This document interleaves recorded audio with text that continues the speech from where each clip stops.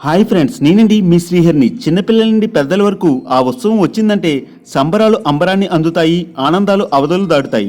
దండాలయ్య ఉండ్రాలయ్య దయించయ్య దేవా అని పాట పాడాలన్నా, జై జై గణేష జై కోర్తాబ్ గణేష అని చిందేయాలన్నా అందరూ ఇష్టపడే పండగ వినాయక చవితికే చేయగలం.